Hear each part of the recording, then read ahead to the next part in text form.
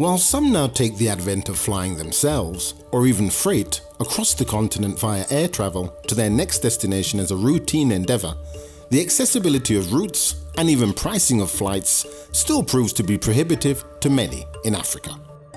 With the challenges identified, the introduction of the single African air transport market is heralded as a new era for African aviation that will play a pivotal role not only in connecting Africa, but in turn supporting economic, social and political integration across the continent. The single African air transport market is one of the flagship projects of Agenda 2063, with its goal being to create a single, unified air transport market for Africa, thereby liberalising the civil aviation sector across the whole continent and aiding the economic integration agenda. While the decision to liberalise the air market in Africa is not a new one, African states did adopt the Yamoussoukro decision in 1999. Yet nearly 2 decades after, the renewed impetus for the single African air transport market was spearheaded by the 2015 Declaration of African Heads of State and Government, in which they reaffirmed their commitment to realise the agreement. As a first step, we launched the Single African Air Transport Market January 2018 as the first project of Agenda 2063 to be launched.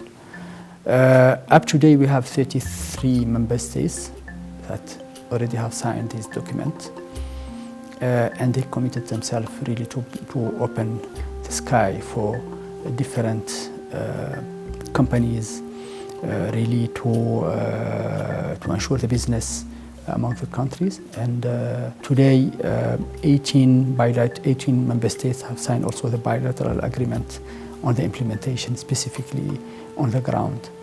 This will give a huge opportunity to passengers, but also to the entire continent. As we know, many sectors are really interlinked with civil aviation, but also the business in general. And this will also help us to implement this CFTA as an enabler for CFTA or for CFTA to be implemented, but also to implement also another flagship project of Agenda 2063, which is free movement of person and goods. In the 1960s, many newly independent African nations created their own national airlines to assert sovereignty and statehood status. However, the realization was that this strict regulatory protection also inflated airfares, stifled air traffic, and even had detrimental effects on safety. Today, Africa, which is home to 12% of the global population, still accounts for less than 1 to 2% of the global air service market. With aviation being a critical economic enabler, the need to increase access and connectivity to Africa's airspace becomes all the more imperative. The evolution from the Yamoussoukro decision to the single African air transport market has its roots in the foresight of the African Union and is also supported by international aviation institutions. IATA noticed since 2014 that the African Union's decision to open up the African air transport market was not gaining traction. Simply because a lot of countries signed the Yamoussoukro decision, but implementation was becoming an issue. So what IATA then did was to say, how can we use our global expertise to actually assist Africa to push forward with implementation and opening up of the market? So we identified that for the 12 countries, if air transport were to be liberalized amongst them, an additional 155,000 new jobs will be created.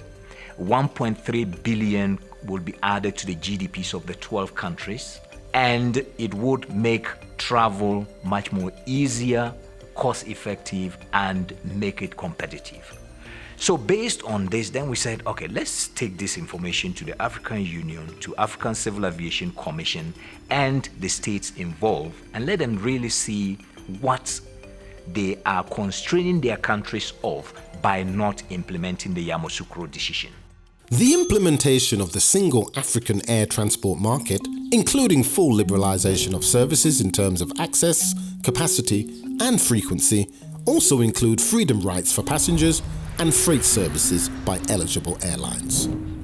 Equally, liberalized tariffs and fair competition practices will herald a new era in the aviation sphere.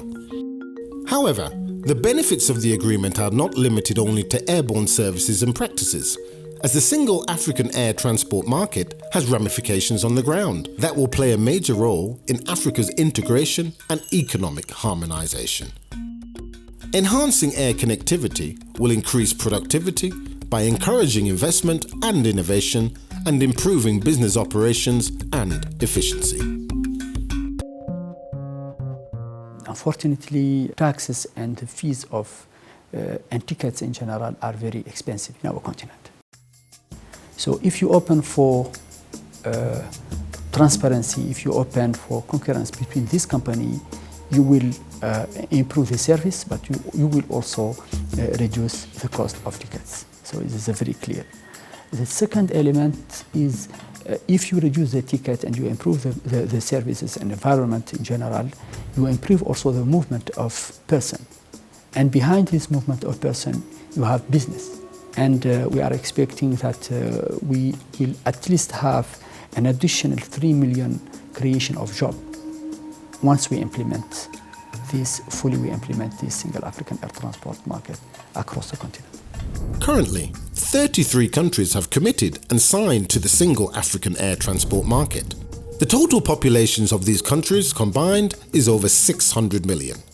The implementation of the agreement outside of the aviation sector into tourism, trade, economic and political development also have a broader contextual reach within the AU Agenda 2063 roadmap and the recent AFCFTA signing. We cannot today, for example, talk about free movement if we don't have enough infrastructure and we don't have enough policies and regulations that are really managing this infrastructure. And one of those aspects is exactly the aviation as infrastructure. I think it is very clear. Then if you reduce the cost of tickets and you reduce the fees related to travel in general across the continent, you systematically will encourage people to visit other African countries. And there is a need very clearly to also to facilitate all issues related to visa, all issues related to the movement of person, systematically. I think this link is very obvious.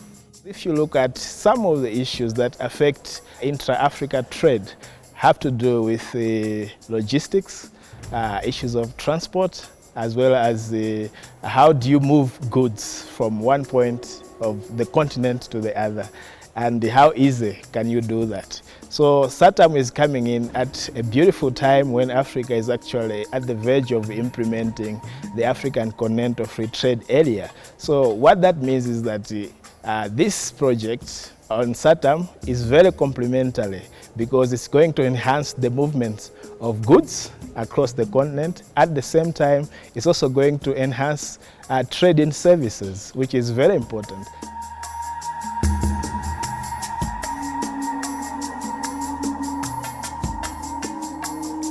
Either people going to consume a service abroad, like going out for tourism, and at the same time, it also involves people going to deliver a service in another country. So SAATM is coming in at this right and brilliant time because it's going to enhance the free movement of people. So I would say that this is a welcome development, and at the African Union Commission, we are looking forward to having more countries participate in the SAATM project, to join this project, to join this single air transport market. While the coronavirus pandemic has ground to a halt the global aviation industry, endeavors such as the single African air transport market could prove an invaluable tool in insulating the region while the long road to recovery is underway. Well, coronavirus is a global pandemic now, and the air transport sector globally is actually suffering significantly. Load factors have dropped and businesses are being cancelled. Africa is no exception. In the long run, yes, we expect the African single African air transport market to actually insulate and support African connectivity, if even the international connectivity at some point is curtailed. The coalescing of the aviation sector into Agenda 2063 means a comprehensive framework of trade, people, and free movement will have the ability of increased economic opportunity and activity across all parameters of the economic landscape. Examples from other regions and partners in building successfully integrated aviation transport sectors and markets are also valuable templates. The European Union in this regard is supporting the implementation of the single African air transport market, offering valuable insight and experience. Having witnessed the importance of these sectors in integrating Europe, we are very happy to share our experience. The African population is today approximately 17.5% of the world. Aviation counts 4% of the market. So obviously there is a huge need for improvement there. Until a few years ago, almost every time you wanted to fly from one side of Africa to the other, you would have to go via Europe. And obviously this adds cost, time, and so forth. Recently there are emerging successes, particularly the one in this country with Ethiopian Airlines, who has invested in becoming a hub for African transport, and the benefits are visible to all. Now, I think the benefits are, we would not have safety standards as we have in Europe if we were not integrating. Our member states would not have had the requirement to raise their standards unless there was a single market as an incentive. And this will happen also to Africa. So the possibility of looking at consumer protection standards, environmental standards, these are all high benefits, great benefits that Africa could get. And this is even more important, obviously, in a continent that suffers a huge gap in infrastructure. So if you cannot travel by car, by railway, by ship from one point or the other, the airplane becomes the only source for you to move from one part to the other. So there is a huge gap in Africa. It's been reduced, and obviously this will become more and more important, and the benefits of a single market will be even greater than what we witness in Europe. Implementation of the agreement not only has its advantages for technical partnerships, but also for improving overall capacity of the aviation sector in Africa with multi-sector collaboration and promotion of African airline cooperation. In addition, increased competitiveness should also yield a direct cost benefit for African air travellers in terms of routes, costs, and crucially, also increase industry capacity in the aviation market through the harmonization of procedures and training. We are training people among our countries on how to operate the market, on how to deal with dispute if there is any, and how to also to go and to before arbitration, how to go before them and how to advocate for themselves, on how to reduce the cost, on how to make them harmonized across the continent. So there is a lot of steps, and in each of them you can encounter on a daily basis also these challenges. I think most important, the political commitment is very high around this project. With the growth of the airline industry in Africa continuing, air transport currently supports 6.2 million jobs and 55.8 billion in African economic activity, making up 1.8% of all employment and 2.6% of all GDP in African countries. Airlines will be able to benefit from a regulatory framework that allows reciprocal connectivity across the continent. If we improve connectivity as a result of a single African air transport market, we are going to shorten travel times and reduce the cost of travel. 2, we are going to stimulate additional demand of getting more passengers to travel. Passengers who today are unable to travel because it is expensive to do so. Okay? And thirdly, we think that with an open air transport market on this continent, we are going to see many more airlines working together.